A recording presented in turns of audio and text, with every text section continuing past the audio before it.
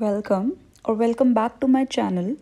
Today we are going to deal with one of the most important topics of literary moments, Longinus on the Sublime, chapters 8 to 22, which has been prescribed in the syllabus of Punjab University. So basically I'm going to deal with all the important aspects, all the important points related to this text of criticism written by Longinus, which is known as On the Sublime. So, if there is a question on this topic, first of all, you should start with the introduction about the author. Longinus was Greek critic. There is still a controversy about the identity and period of Longinus. This essay comes down to us as readers, bearing the title Longinus on the Sublime. So the writer is one Longinus, but who this Longinus is and when he lives is still not certain. Critics like R.A. Scott James regard it to be a work of the 3rd century AD. They identify the author with Cassius Longinus, who was a minister of Queen Zenobia of Palmyra. Other critics like J.W.H. Atkins and W.K. Wimsett Jr. consider it to be a work of 1st century AD.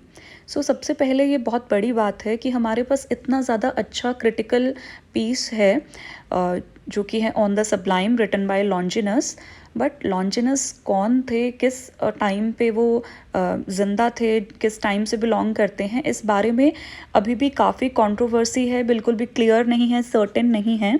So different critics की different राय है. जैसे कि R.A. Scott जो है वो मानते हैं कि ये 3rd सेंचुरी का वर्क है, क्योंकि एक मिनिस्टर थे क्वीन जेनोबिया ऑफ पल्मायरा के मिनिस्ट्री में, जिनका नाम था कैसियस लॉन्गिनस. सो R.A. स्कॉट का ये मानना है कि ये उनका वर्क है. सो 3rd सेंचुरी में वो क्वीन थी, तो 3rd सेंचुरी का वर्क होना चाहिए. कुछ अदर क्रिटिक्स हैं जैसे कि एटकिंस एंड विमसेट, वो मानते हैं कि ये 1st सेंचुरी एडी का वर्क है. So it is not really clear about the author, but definitely किसी लॉन्जिनस नाम के इंसान ने इसको लिखा है ऑन दी सबलाइम को. सो डेफिनेटली, और ये ग्रीक लैंग्वेज में लिखा गया है. So definitely he was a Greek critic. सो उसके बाद हम इंट्रोडक्शन अबाउट द टेक्स्ट दे सकते हैं अपने आंसर में. On so if we talk about the introduction about the text, On the Sublime has been written in Greek and it makes Longinus to be a Greek writer. It is addressed to one Postumius Terentius, whose identity, likewise that of Longinus, has not been established. The text as it has come down to us is not a complete text, not in a complete form. It seems as if a considerable part of it is missing. Nonetheless, this essay, even in its present form, is a remarkable work of criticism. Telling stories is as old as human civilization, but only some stories are great enough to leave a deep and lasting impression on civilizations. The question as to what makes a work of literature great has always interested critics. The first remarkable theory in this regard has been the theory of sublimity put forward by Longinus. So, इसमें सबसे पहले हम text के बारे में बताते हैं कि this text was written in Greek language. So definitely जो लॉन्जिनस है, जिनकी आइडेंटिटी हमें बहुत क्लियर नहीं है, बट डेफिनेटली वो एक ग्रीक क्रिटिक थे. और ये जो टेक्स्ट इन्होंने लिखा था वो एड्रेस किया था उन्होंने किसी एक पोस्टोमियस टेरेंटियस नाम के इंसान को, जिनकी आइडेंटिटी भी बिल्कुल इस्टेब्लिश नहीं की गई है अब तक. So there is uncertainty about it. But जो चीज़ सर्टेन है वो ये है कि एक मास्टर पीस है जिसमें बहुत क्लियरली बताया गया है कि जो स्टोरी टेलिंग का जो आर्ट है वो सदियों सदियों से चला आ रहा है. It's as old as human civilisation. But बहुत कम ऐसी स्टोरीज होती हैं या बहुत कम ऐसा पीस ऑफ लिटरेचर होता है जो बहुत deep and long lasting impact करता है सिविलाइजेशंस पर. सो एक क्वेश्चन आता है कि ऐसा जो ग्रेट वर्क है वो ग्रेट वर्क कैसा होता है, ग्रेट वर्क किस तरह से लिखा जा सकता है, क्या चीज़ों का ध्यान रखना चाहिए ग्रेट वर्क लिखने के लिए.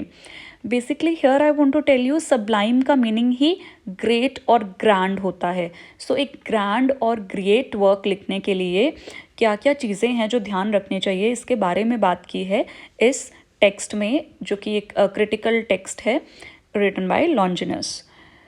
सो अभी हम बात करते हैं central idea of the text की. Central idea of the text में हम बताते हैं सबसे पहले कि सबलाइम का मीनिंग क्या है. Sublime means something grand having a certain distinction and excellence in expression. जैसे कि मैंने आपको पहले भी बताया है, सबलाइम का मीनिंग है कुछ बहुत ग्रैंड होना, कुछ बहुत ही ग्रेट वर्क लिखा जाना जिसकी एक सर्टेन डिस्टिंक्शन हो, जो बाकियों से अलग हो, और एक्सीलेंस इन एक्सप्रेशन हो.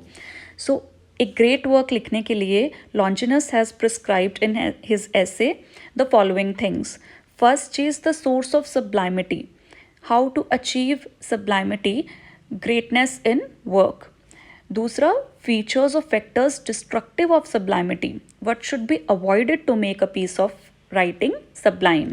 सो वैसे तो ये एक बहुत ही नेचुरल फ्लो में लिखा गया है जो टेक्स्ट है, बट अगर हम for the purpose of convenience end of understanding तो हम इसको दो पार्ट में डिवाइड कर सकते हैं. लॉन्जिनस ने एक पार्ट में बताया है कि sources of sublimity, sources of greatness क्या है, किन चीज़ों का आप ध्यान रख सकते हैं टू अचीव सबलाइमिटी और greatness in your work.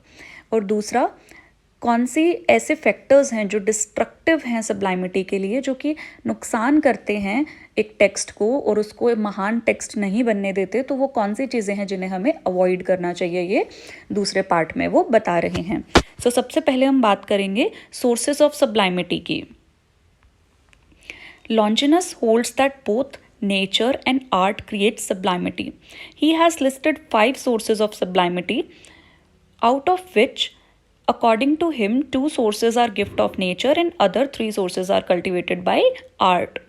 So लॉन्जिनस ने यहाँ पे 5 सोर्सेज बताए हैं कि कौन सी 5 चीज़ें ऐसी हैं, कौन से 5 सोर्सेज ऐसे हैं जिनका अगर हम ध्यान रखें तो हम उनके बेसिस पर एक बहुत ही सबलाइम वर्क, बहुत ही ग्रेट और ग्रैंड वर्क प्रोड्यूस कर सकते हैं. सो 5 चीज़ें उन्होंने बताई है, जिसमें से 2 चीज़ें वो बताते हैं कि वो फ्री गिफ्ट ऑफ नेचर है, वो जो राइटर है उसमें विद गॉड्स ग्रेस और with the gift of nature अपने आप से ही आती हैं, जो कि हैं 2 चीज़ें. फर्स्ट है ग्रैनेडियर ऑफ थॉट एंड सेकेंड है ग्रैंडियर ऑफ इमोशंस, यानी कि great thoughts and great emotions. तो ये जो है वो फ्री गिफ्ट ऑफ नेचर की तरह राइटर में अपने आप आती हैं. और 3 चीज़ें ऐसी है जो कल्टीवेट की जा सकती है बाय आर्ट, जो कि बाकी तीनों सोर्सेज ऑफ सबलाइमिटी है. पहला है appropriate use of figures of speech, second है नोबल डिक्शन एंड थर्ड है डिग्निटी ऑफ कंपोजिशन. अब मैं इन 5 सोर्सेज को आपको डिटेल में एक्सप्लेन करती हूँ, क्योंकि ये 5 सोर्सेज आपको डिटेल में ही लिखने होंगे अपने लॉन्ग आंसर टाइप क्वेश्चन में. सो सोर्स 1 जो है which is a free gift of nature, जो कि है grandeur of thought. The first source of sublime is the capacity for grand thoughts. Sublimity, says Longinus, is the echo of a great soul. Grand thoughts have an elevating effect both morally and artistically on the audience or readers. According to him, it is not possible for men with mean ideas and aims can produce anything that is admirable or worthy of being called as sublime. सो सबसे पहला जो source of sublimity है उसके बारे में बात करते हैं, जो कि है ग्रैंड थॉट्स. सो जो लॉन्जिनस हैं वो बताते हैं कि जो इंसान बहुत ग्रैंड थॉट्स जिसके मन में आते हैं वही एक सबलाइम और grand piece of literature create कर सकता है. So it is the echo of a great soul. जैसे एको अपने आप प्रोड्यूस होती है, उसी तरह से अगर कोई ग्रेट सोल होगा इंसान, उसकी बहुत ग्रेट सोल होगी, तो अंदर से ही उसके बहुत अमेजिंग थॉट्स आएंगे और वो थॉट्स एलिवेट करते हैं morally as well as artistically, uplift करते हैं, एलिवेट करते हैं अपने रीडर्स को मॉरली भी और आर्टिस्टिकली भी. सो तब जाकर क्रिएट होता है एक बहुत grand piece, sublime piece of literature, जब जो बेसिक रिक्वायरमेंट पूरी होती है, जो फर्स्ट सोर्स ऑफ सबलाइमिटी है, grandeur of thought. According to him जो कि एक मीन आइडिया वाला इंसान है या मीन एम्स वाला इंसान है, वो कभी भी एक सब्लाइम पीस, एक बहुत ग्रैंड और ग्रेट पीस क्रिएट कर ही नहीं सकता, क्योंकि उसकी सोल इतनी ग्रेट है ही नहीं, उसके अंदर से इतने ग्रेट आइडियाज़, ग्रैंड आइडियाज़ आएंगे ही नहीं। सो इसको बेसिकली प्योरली वो एक गिफ्ट ऑफ नेचर बोल रहे हैं। देन सोर्स 2, ये भी उन्होंने प्योरली एक गिफ्ट ऑफ नेचर बोला है। इंसान के अंदर से अपने आप आता है ये grandeur of emotions, greatness of emotions. According to Longinus, the capacity for intense emotions is also something that only nature can give. Strong emotions of a writer or orator can move the readers or audience strongly. He writes, I would confidently affirm that nothing makes so much for grandeur as true emotions in the right place. Longinus does not agree with Plato that emotions have a harmful effect on us and they make us weak. On the contrary, he believes that strong emotions make us sublime. सो यहाँ पर second source of सब्लाइमिटी की बात होती है, जो कि है grandeur of emotions. Great and grand emotions इंसान में नेचुरली आते हैं, ओनली नेचर और God can give that. Okay, then जो लॉन्जिनस है वो ये भी कह रहे हैं, बहुत स्ट्रांगली वो अपनी स्टेटमेंट मेक कर रहे हैं कि he can very confidently tell कि जो ग्रेट इमोशंस हैं और वो ट्रू इमोशंस हैं, वो ही ग्रेट पीस ऑफ लिटरेचर को बना सकते हैं, और वो इंसान के अंदर से नेचुरली आता है as a gift of nature. Also he has mention that he does not agree with the views of Plato. जो प्लेटो हैं वो कहते हैं कि इमोशंस इंसान को नेगेटिवली और हार्मफुली इम्पैक्ट करते हैं और वो हमें वीक बनाते हैं, लेकिन लॉन्जिनस ऐसा नहीं सोचते। वो प्लेटो से बिल्कुल अलग सोचते हैं। वो मानते हैं कि स्ट्रॉन्ग इमोशंस जो हैं वो इंसान को स्ट्रॉन्ग बनाते हैं और वो सब्लाइम क्रिएट करने में, ग्रैनेडियोर बनाने में, ग्रेट वर्क बनाने में हेल्प करते हैं। सो ये दो हो गए आपके grandeur of thoughts and grandeur of emotions, आपके जो नेचर से आपको मिलते हैं एक ग्रेट वर्क बनाने के लिए। तीसरा सोर्स जो है वो कल्टिवेटेड बाय आर्ट होता है। तीसरा और फोर्थ और फिफ्थ तीनों जो आपके सोर्सेज हैं, जो रिमेनिंग सोर्सेज हैं, which is appropriate use of figures and your noble diction and dignity of composition, ये तीनों आपके कल्टिवेटेड बाय आर्ट होते हैं। इसे इंसान सीख सकता है, डेवलप कर सकता है, अटेन कर सकता है। Longinus list certain artistic sources that make a speech or work of literature sublime. Among them, an appropriate use of figure of speech is most prominent artistic device. Some important figures of speech that create sublimity are rhetorical questions, hyperbaton, and periphrases. सो उनके example के साथ हम explain करते हैं कुछ जो आपके figure of speech हैं, जो कि आपके वर्क को ग्रेट बनाते हैं, ग्रैंड बनाते हैं, सब्लाइम बनाते हैं।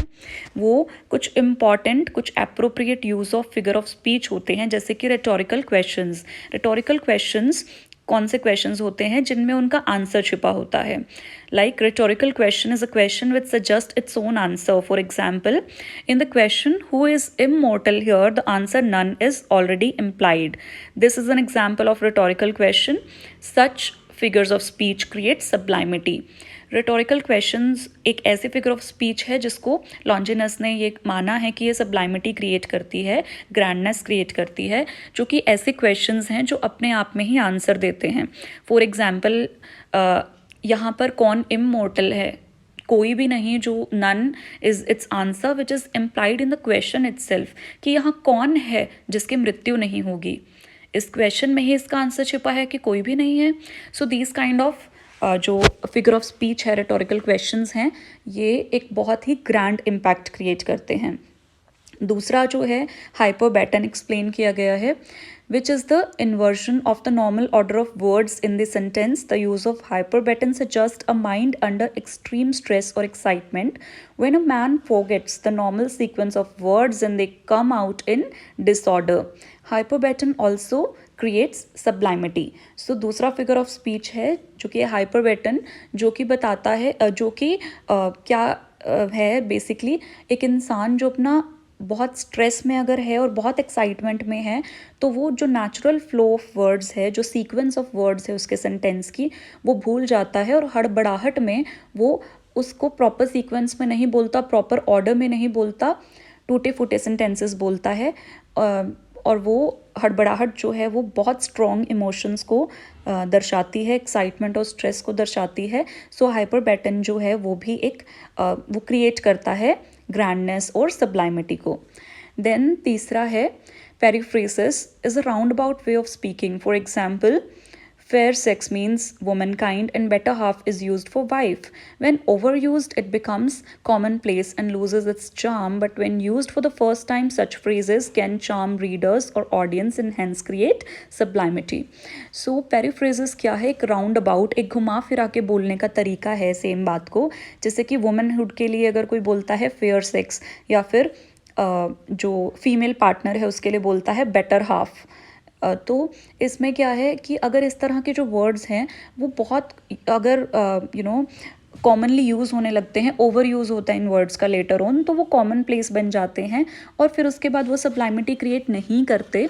लेकिन जो स्टार्टिंग में अगर वो यूज़ होते हैं, जब उनको कोइन किया जाता है बाय सम राइटर्स, जो सबसे पहले the first mover advantage the writers use it, और उनको डेफिनेटली वो रीडर्स को चार्मिंग लगते हैं ये वर्ड्स। सो इस तरह के फ्रेजेस जो हैं वो रीडर्स को बहुत चार्म करते हैं, वो सब्लाइमिटी या ग्रेटनेस और ग्रैंडियोर क्रिएट करते हैं।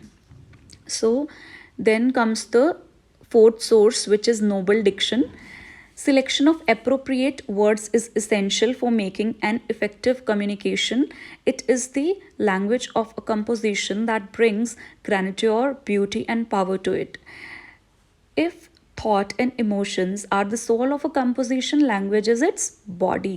Hence, Longinus lists noble diction as a source of sublimity. He further states that the use of heightened language suits only a sublime composition. When the object is trivial, use of heightened words would be like putting a full-sized tragic mask on the head of a little child.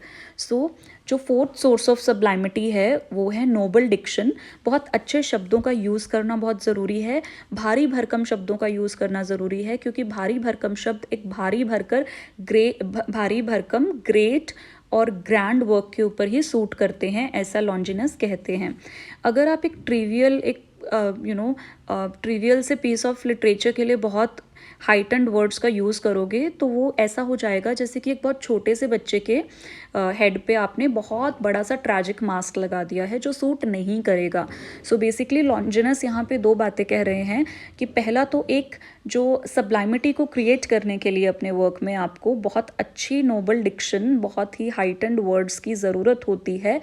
और जो heightened words हैं, जो Nobel Dickson है, वो अच्छे work पे ही लगता है. जो ग्रेट वर्क है, ट्रिवियल वर्क पे वो सूट ही नहीं करता. सो सोर्स 5 जो है वो है dignity of composition. The fifth source of sublimity is the harmonious arrangement of words. A dignified composition should be the one that blends thoughts, emotions, figure of speech, and diction into a unified whole. An ideal composition is the one which takes care of its content. It is neither shorter or longer than it is required to effectively communicate its content. So, जो last और fifth source of आपका सब्लाइमिटी है वो है dignity of composition. सो एक great work create करने के लिए एक जो लास्ट और फिफ्थ सोर्स है वो है जो आपके बाकी के 4 सोर्सेज हैं, आपके thoughts, emotions, figure of speech और डिक्शन जो है उसको एक टोटल इस तरीके से एक पूरा यूनिफाइड होल उसका बनाया जाए कि जो अल्टीमेटली एक कंपोजिशन निकल कर आए वो ना ही तो बहुत शॉर्टर हो ना ही बहुत लॉन्गर हो. जितना उसकी लेंथ रिक्वायर्ड है उतना ही एक स्ट्रॉन्गली यूनिफाइड होल एक कंपोजिशन निकल कर आना चाहिए, और तभी एक वर्क सब्लाइम बनता है, ग्रेट बनता है, ग्रैंड बनता है. सो ये तो बात हो गई आपका जो उन्होंने सजेस्ट किए 5 सोर्सेस ऑफ सब्लाइमिटी. ग्रेटनेस को वर्क में क्रिएट करने के लिए आपको किन 5 थिंग्स का ध्यान रखना चाहिए. अब आते हैं, उन्होंने कुछ चीज़ें बताई है जो कि डिस्ट्रॉय करती हैं सब्लाइमिटी को, जो कि आपके वर्क को ग्रेट या ग्रैंड नहीं बनने देती. सो इन चीज़ों को अवॉइड करने की कोशिश करनी चाहिए. इसमें लॉन्जिनस ने क्या क्या बातें कही है. पहली चीज़ है bad and affected rhythm. Nothing is so damaging to a sublime according to Longinus as a bad and agitated rhythm. So आपकी रिदम अप्रोप्रिएट होनी चाहिए, वो बैड या एजिटेटेड नहीं होनी चाहिए. सेकेंड है chopped up phrases, they appear rough at the edges. तो जो कुछ फ्रेजेस होते हैं वो चॉप्ड अप यूज़ कर लेते हैं कुछ राइटर्स, कटे फटे शब्द जिनको हम कह सकते हैं, जो कि उनको लगता है people will be familiar with that, but sometimes the audience is not familiar with that and they don't accept these chopped phrases in a very nice manner. So वो भी आपकी सब्लाइमिटी को, ग्रैंडनेस को किल करती है। सो आपको ऐसे चॉप्ड फ्रेजेस अपने जो ग्रैंड वर्क है उसमें इंक्लूड नहीं करना चाहिए। Then excessive brevity of the composition, it appears artificial. So इसको भी आपको अवॉइड करना चाहिए। एंड फोर्थ पॉइंट है undignified vocabulary destroys sublimity. So ये जो आपका फोर्थ पॉइंट है कि अनडिग्निफाइड वोकैबुलरी नहीं होना चाहिए, इट्स डायरेक्टली अपोजिट टू जो आपका नोबल डिक्शन वाला पॉइंट है कि हाँ नोबल डिक्शन होना चाहिए, हाइटन्ड वर्ड्स का यूज़ होना चाहिए। सो ये डेफिनेटली ही है कि अगर आप अनडिग्निफाइड वोकैबुलरी को यूज़ करेंगे तो आपका वर्क कभी भी सबलाइम नहीं हो सकता। आप लूज और अनडिग्निफाइड लैंग्वेज नहीं यूज़ कर सकते हैं एक ग्रेट और ग्रैंड वर्क की क्रिएशन में। सो ये बात थी उनके जो ये क्रिटिकल जो ऐसे था या क्रिटिकल टेक्स्ट था उसके बारे में। उसके अलावा हम बात करेंगे कि लॉन्जिनस के बारे में कुछ क्रिटिक्स ने बहुत इंपॉर्टेंट स्टेटमेंट्स दी हैं। तो 2 इंपॉर्टेंट क्रिटिक्स को मैंने यहाँ पे इंक्लूड किया है आंसर में, which you should also be including in your answer before giving the final concluding remarks. So Longinus के बारे में लेसेसिलस एबरक्रॉम्बे क्या कहते हैं, he calls him the first comparative critic of literature. So वो इनको इतनी बड़ी उपाधि देते हैं कि उनके अकॉर्डिंग इनका वर्क इतना पुराना और इतना ग्रेट है कि वो मानते हैं कि ये शायद लिटरेचर के फर्स्ट कंपैरेटिव क्रिटिक रहे हैं। और सेकंड जो मैं इंक्लूड कर रही हूँ क्रिटिक को, जो है R.A. Scott James, he regards him as first romantic critique based upon Longinus' famous theory of transportation, according to which he holds that a great work of literature is potent enough to transport a reader from his or her own world to the world of the writer.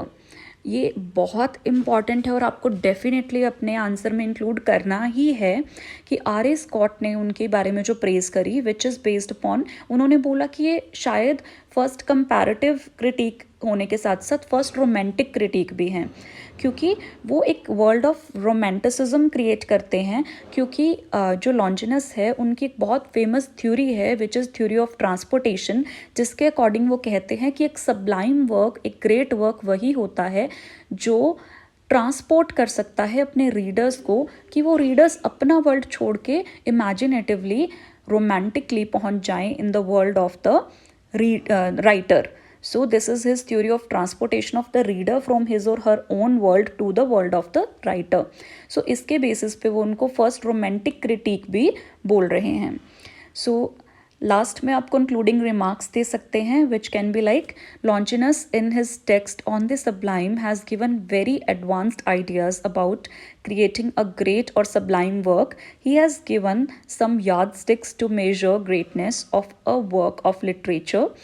He was very ahead of his time to give theory of transportation of reader to the world of the writer if the composition clears the test of being sublime or great. सो हम conclude कर सकते हैं कि लॉन्जिनस जो थे वो अपने, he was very ahead of his times, क्योंकि उन्होंने जो theory of transportation the, first of all वो कितनी अमेजिंग है कि एक रीडर अपने वर्ल्ड को छोड़कर राइटर के वर्ल्ड में चला जाए, ट्रांसपोर्ट हो जाए। इतना ग्रेट और इतना सबलाइम एक वर्क होना चाहिए। और उन्होंने जो 5 सोर्सेज ऑफ सबलिमिटी दिए हैं और उसके अलावा जो कुछ फीचर्स ऐसे बताए हैं जो डिस्ट्रॉय करते हैं सबलाइमिटी को। अगर कोई राइटर बहुत अच्छी कोई कंपोजिशन, कोई ग्रेट सबलाइम और ग्रैंड कंपोजिशन करना चाहता है, सो उसको इन चीज़ों का ध्यान रखना चाहिए। और सबसे बड़ी बात यह है कि उन्होंने ये टेक्स्ट लिखा है या 3rd सेंचुरी AD या फिर 1st सेंचुरी AD में। सो उस टाइम पर इतना बढ़िया जो लिटरेचर का क्रिटिकल पीस लिखना is a very big thing. So बहुत क्लैरिटी नहीं है कि who was Longinus, at what times he lived, but he must be a person with great intellect and great wit. So this is all about this topic from my end. If you like my content, please subscribe to my channel for more such videos. Thanks and all the best for your exam, because I assume that you are going to appear in an exam because you are watching this video presently. So that's all. All the best. Thanks.